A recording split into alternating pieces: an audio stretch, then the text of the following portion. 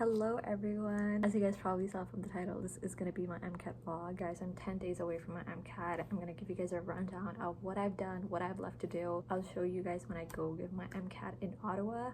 And just kind of like a recap of how I felt about it, what could have changed, some resources for you guys, because I generally want to put in more pre-med content on my YouTubes. I've done 5 out of 6 full lengths. I'm keeping one for Friday, so 3rd of January. In terms of UWorld, I've done around 60% of it. Done all my Milesdown Anki cards. Right now I'm just reviewing, so it's kind of like 100 to 200 reviews per day. Based on all my full lengths, I feel very confident about my bio and chem phys. And now we're gonna talk about the bane of my existence, which is cars. Cars. Everyone hates cars. And the problem with me is I hate reading. I'm not a natural reader. I thought I had figured out a way to improve it, and I was improving it, but when I implemented that strategy during my full lengths, then the timing became an issue, and that's scary for me because all the Canadian med schools have a high cutoff for cars. So yeah, right now the focus is on cars and psych soc. I just need some improvement, some kind of like polishing to improve my psych soc. 9 days left till my MCAT, and today was honestly just kind of like a revision day because I don't know, I've been feeling that the way I organized my last 10 days are a bit more chill than the past month. Like, I'll put a calendar of my past month. It was really busy. It was just filled with a lot of practice questions. And then here I have a document, which is a pretty good document. It's available on Reddit, and it's basically just like a review guide, and it's based on the Milesdown Anki deck. So I'm pairing this study guide with my Kaplan books and kind of reviewing it all together so I can get the main components but also go in detail if I need to. Hi everyone, so 8 days left till my MCAT. Currently I'm at work and thankfully there's no patients today. Wait, my bad. So as I was saying, there's no patients today, which means that I can actually study after doing all this work. Okay guys, so I'm finally done the work. So we're back to studying. We're doing biology today. Then I go home, do my psych soc, cars, that's it, because tomorrow is my full length and I need a very good sleep for that. Hi everyone, so I'm gonna speak a little lower because it's currently 7 a.m. and I haven't slept, but I just wanted to update you guys. We have 6 days left till my MCAT. I did my full length. My plan was to take you guys along the process, but I honestly forgot about it. But good news, this one was my best MCAT yet. My psych score, honestly, I was so proud of it. The only thing I'm still struggling with is cars. I improved a lot, but it's still not where I wanted to be. Now you guys might be asking, what am I doing at 7 a.m? Well, I'm reviewing all my past full lengths, so I have like a very nice organized pile. So whenever I do my full length, I review it, and then I kind of, here I have like AAMC full length 3. I just wanted to show you guys how I'm reviewing my full length. So again, I'm going over all those like little folders of loose leaf with my answers on it, and then I'm going over the questions. If it's like a very important detail, then I'm making an Anki card of it. So 5 days left till my MCAT, and I had a mini breakdown yesterday, but it was honestly just because first cars, and then secondly I just felt like very overwhelmed because I'm entering kind of like my burnout phase. Like, obviously been studying for like 4 months, and then I was just thinking like, oh my god, I don't even get a break after this, like right after it's my university. I had to adjust my schedule a bit just because I needed to give myself a little bit of space. I'm gonna give you guys like a little update on the day before MCAT, and then we'll be going to Ottawa.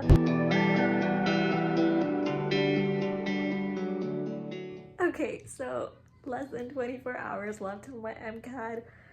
Currently we're here in Ottawa. I came with my sister and my dad. Now they're just left to get some food, and I was like, okay, then I'm gonna get like my bio and psych concepts. And even though I said I'm not gonna study the day before MCAT, but honestly, I don't know, I just want to get a few concepts and just solidifying things, I guess. And my Anki is going super well. There's like 700 Anki cards yesterday, and I was like, that's such a big relief. So plan tomorrow is to actually do some Anki before leaving for my exam, because I just want to get those, you know, action potentials firing, see my side content.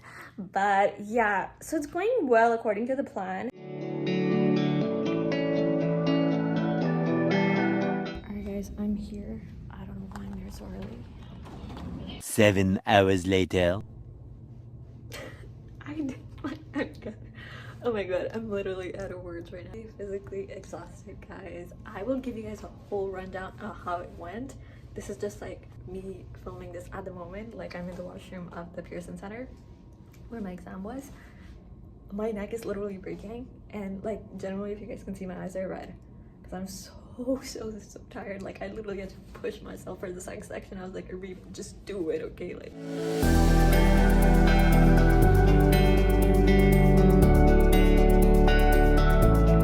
no, to open that so I actually know the names.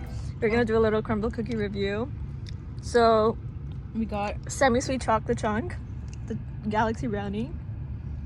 Which one is that? Confetti? Confetti milkshake. This is blueberry. This is cinnamon, which is snickerdoodle. It's a weird name. And this is the skillet cookie, which is like almost done because she loved it.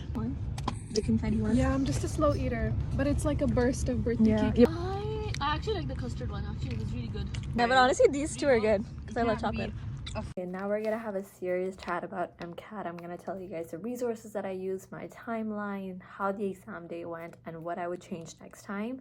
So I have my entire document prepared. The content review, I used Kaplan, the 86-page document that you can access from Reddit. I'm gonna link all these things down in the description box. That's for PsychSoc. I used Khan Academy, and I used 2 Spotify podcasts. Again, I'm going to link them. For practice content, the obvious AAMC package, it was the official prep hub. And then you have UWorld. I used the JackWestin cars. Some people also used exam crackers, so you can add that if you want. And then for Anki, I used Milesdown. I wanted to use Pankao for PsychSoc, but I didn't get through all of them. And then I used the verbal practice cars passages. So initially, the biggest mistake I made in my studying process was spending a lot of time on content review. Because I did my content review using the Kaplan books, honestly, I just felt like I was not retaining information. I'm not going to say the content of Kaplan books is bad. It's just the way content review works. It's just not very practical for MCAT. So yeah, get the Kaplan books. Don't get them firsthand. I got them like secondhand. Another thing was doing full lengths from like the third-party website. So I used the one from Blueprint, and it was a lot shorter than a typical full length. I felt like it didn't really reflect how AAMC works, so I won't recommend the third-party websites. In terms of what I did like about my resources was the PsychSoc 86-page document. Do not use the Kaplan books for PsychSoc, okay? You can find it on Reddit. They're based on Khan Academy. For the 2 podcasts that I was using, again, the way I was using those podcasts was a little different. So I was driving a lot during my MCAT because I was going for work. I was going to downtown a lot of times, so it would easily be like 30 minutes to 1 hour. And in that time period, I would do these podcasts, not all of them, but more like the ones that I had difficulty with. This was after I actually learned the content, and then I'm just passively reviewing it over and over again. In terms of the practice, everyone is going to recommend you AAMC. They're literally making the exams. The practice questions that they have, make sure to do all of them. Then UWorld. Now UWorld, I know it's very hard. It was very demotivating when I started off it, and honestly, I never finished all of it. I finished like 60% of it excluding cars. I should have used UWorld as my content review because the explanations are so detailed. They're so good. The questions a bit harder than AAMC, but again, it's preparing you well. So UWorld, also really good. It's worth the subscription. Another thing I really liked was Anki. I used Milesdown, an amazing deck. And honestly, Anki is spaced repetition, and we know it works really well when you're trying to learn stuff. Okay, that's all about the resources. Now, talking about the timeline. Now, I gave myself around 4 to 5 months to study for MCAT. At the beginning, I was traveling to the States. I was not super consistent with it. The mistake that I did was I spent 2.5 months on content review. I was like, I'm the type of person, I want to have my theoretical knowledge before applying it. I tried that, but when it came to practice, I literally forgot every single information. Only spent a month on content review. 2.5 months is absolutely useless, and I just feel like I wasted so much time. For UWorld, the explanations are really long and detailed, and you want to make sure that you're spending more time on explanations than actually, like, it's more like quality over quantity, right? Like, you want to make sure that you're understanding what you did wrong, how you're going to improve, instead of just going over each and every single question. I did not use UWorld for cars because those questions were a lot harder, and you don't need that for AAMC. So I spent 1 month on UWorld, which I should have spent more. Then I did AAMC. AAMC, I spent my last month doing it. I finished everything that I wanted. It was generally good practice. The explanations were not great, but what you can do is have extensions from JackWestin. This is something that a lot of people not do, but I just felt like it would be better for me. But I kept the last 10 days for the review. I'm the type of person who forgets information really fast. While doing my questions, I marked a star beside all the questions that were wrong, and they were really, really hard, so I wanted to visit them again. I think I kept 4 days for questions that were wrong in the question bank, so UWorld or AAMC question bank. Then I kept 3 days for content reviews, like metabolic cycles, like glycolysis, stuff like that, or stuff that I was lazy doing it before, so I did it now.